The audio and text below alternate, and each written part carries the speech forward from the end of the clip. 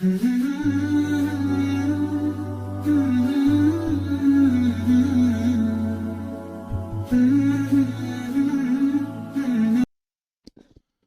alaikum wa rahmatullah.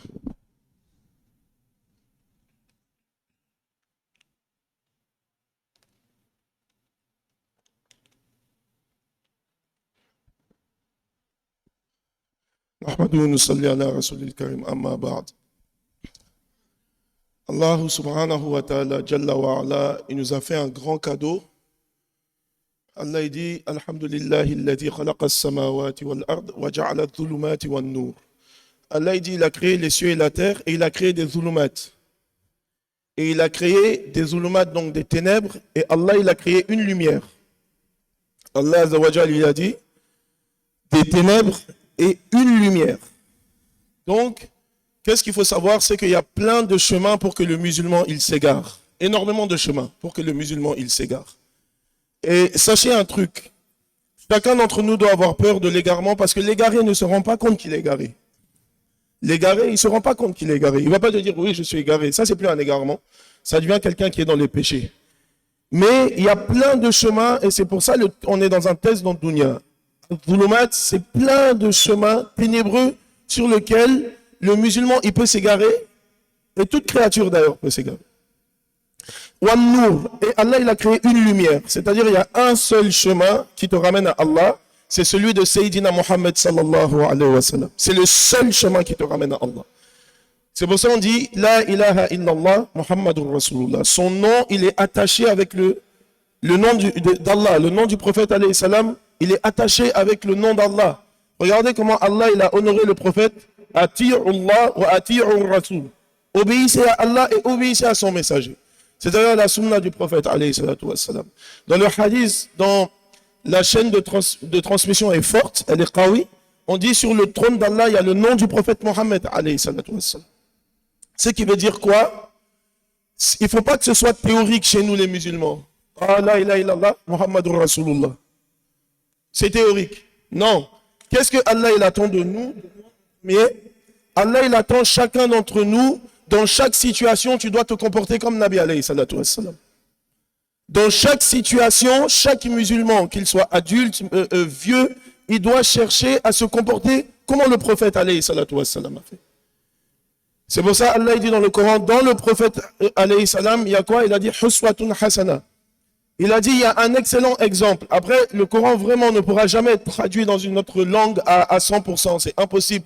Mais le ulama, ils disent, Huswatun hasana, excellent exemple. En arabe, pour dire exemple, tu as plusieurs mots. Tu as Qudwatun.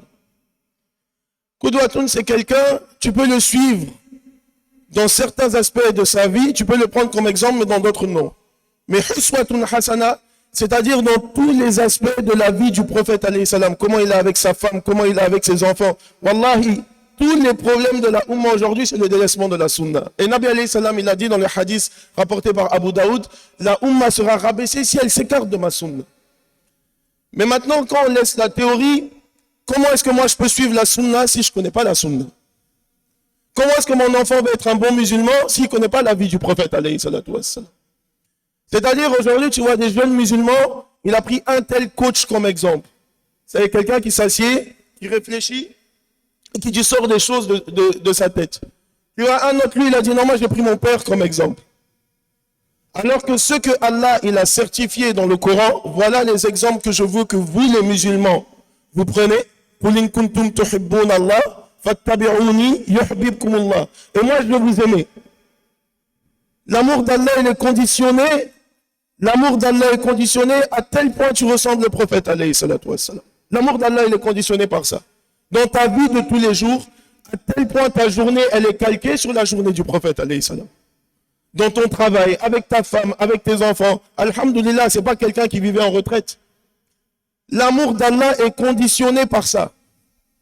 Comment le prophète alayhi salam, ahbab al-kiram, aujourd'hui nous on veut éduquer nos enfants. Comment le prophète alayhi salam a éduqué lui, tous ces garçons sont morts en bas âge, mais comment il a éduqué les hommes parmi les sahaba? Celui qui essaye ça avec ses enfants, les résultats qu'ils vont voir sont incroyables, bi-iznillah. Les résultats qu'il va voir sont incroyables, bi-iznillah. Incroyables. comment le prophète s'est comporté avec les gens, les qualités qu'il avait, etc. C'est ça que Allah il attend de nous. C'est pas juste la prière. Mais ça, c'est impossible si la personne, elle n'a pas la vie, le vécu du prophète alayhi salam en face d'elle. Moi, j'ai du mal à comprendre. Tu prends les jeunes aujourd'hui, ils me disent, ouais, moi, je suis tel coach. Mais toi, tu dis, t'es pas au courant qu'on doit dire, Raditu billahi rabba, wa bil islami dina, wa bi sayyidina Muhammadan, nabiyyan, wa rasulah. Que tu es satisfait d'Allah comme Seigneur, de l'islam comme religion et du prophète alayhi salam comme messager. C'est-à-dire tous les aspects de ta vie où tu veux évoluer, tous les aspects, tu vas trouver un chemin dans la sunna du prophète alayhi salam. Absolument tous les aspects. J'ai un conflit à la maison. Aujourd'hui, on a un conflit. Est-ce qu'on va résoudre le conflit avec la sunna? Non. Tu t'éloignes de la sunna. Voilà pourquoi, si tu regardes la vie du musulman, qu'est-ce qui le différencie du non-musulman? Bien sûr, il y a le fait qu'il vienne à la mosquée, il y a qu'il l'adore, etc. Mais si le musulman n'a pas la sunna dans sa vie, tu regardes sa vie et tu vois la vie du non-musulman, c'est le même caractère, c'est le même comportement. C'est la même chose. Pourquoi? Parce que la sunna a été délaissée. Et Ahbab al-Kiram, cette sunna, il faut qu'on l'apprenne. Et ça, c'est en regardant la vie du prophète alayhi salam. Et comme le prophète, c'est quelqu'un qui est choisi par Allah, il va exceller sur certains points. Donc maintenant, quels sont les hommes qui ont le mieux suivi la sunna? C'est les sahaba radiallahu anhu. Voilà, qu'est-ce que nous, moi le premier qui vous parle, on doit avoir dans nos vies comme exemple. Le prophète et les sahaba. Et Sayyidina Muhammad alayhi salam, donc on a vu que toute sa vie et les sahaba ont été un sacrifice pour que nous on ait la religion. Pour que la religion elle parvienne jusqu'à nous. Ils se sont battus. Vous voyez comme vous regardez un match de football américain, comment le type il a la balle, il doit aller jusqu'à l'autre bout du terrain. Et il prend des coups, et il tombe, et il se relève.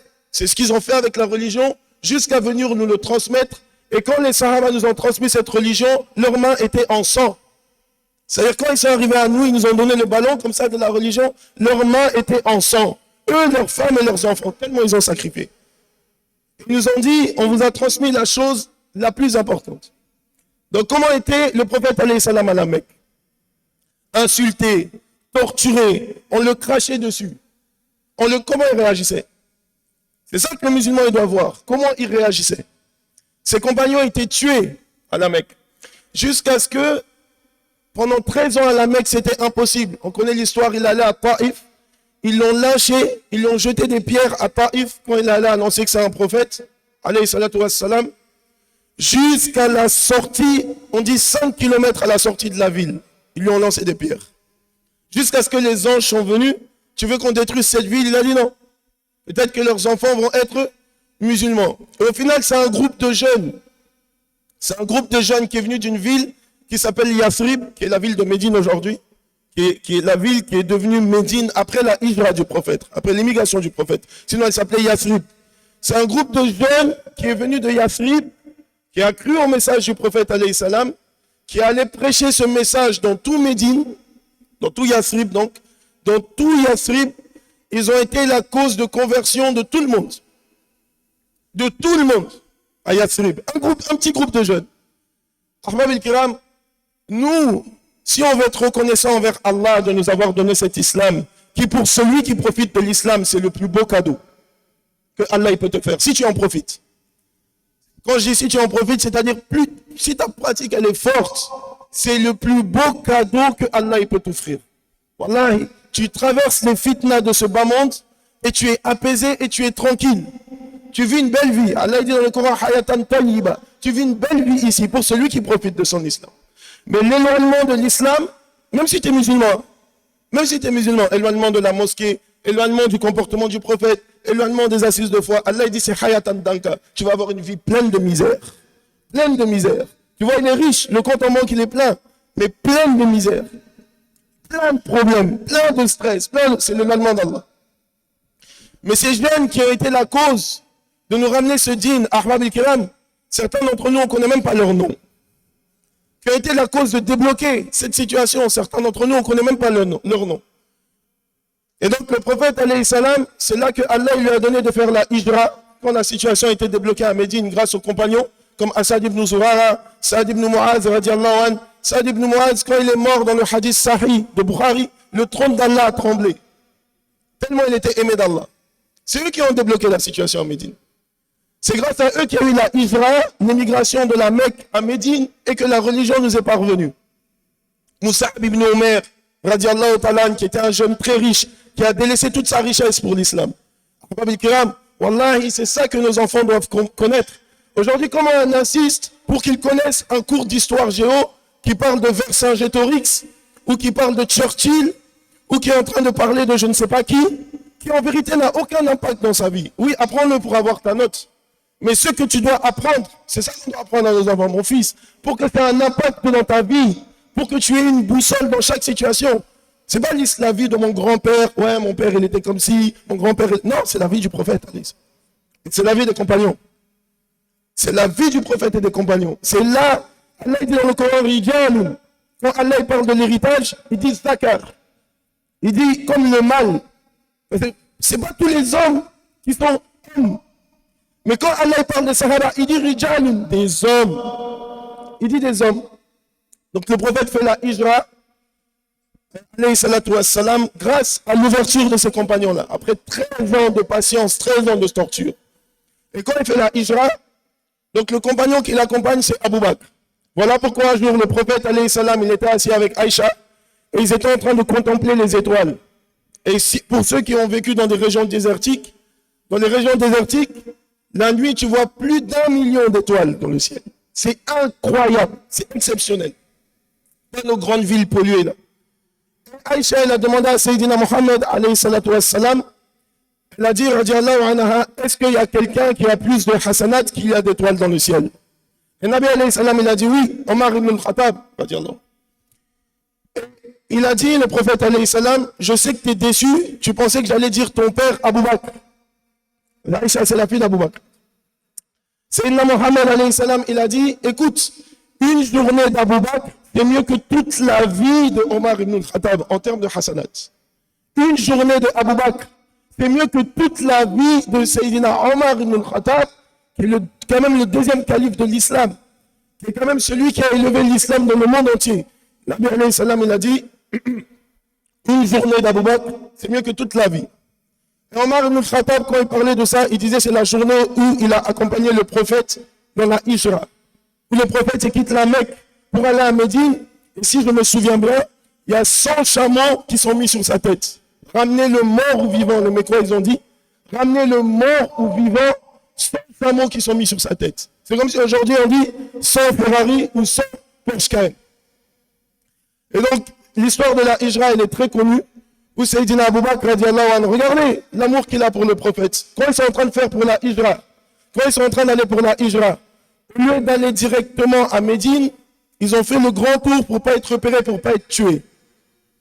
Et pendant qu'ils marchaient, un moment Abu Bakr il est devant le prophète, un moment Abu Bakr il est à droite du prophète, un moment Abu Bakr il est à gauche du prophète, il tourne autour du prophète. Et Nabi alayhi salam il lui dit, mais Abu Bakr, je t'ai jamais vu faire ça, pourquoi tu marches comme ça? Et Sayyidina Abu Bakr il répond, quand je pense au danger, je me dis, il peut venir à ta droite, je préfère le prendre et mourir à ta place. Et c'est là que je me mets à ta droite. Et quand je pense qu'il peut venir par devant, c'est là que je me mets devant. Et quand je pense qu'il peut venir à gauche,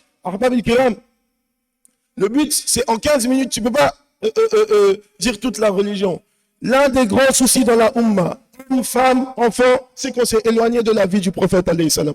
Donc j'invite tout le monde à participer le maximum aux assises à la mosquée pour se rappeler ces histoires et pour avoir notre GPS et notre guide dans chaque situation.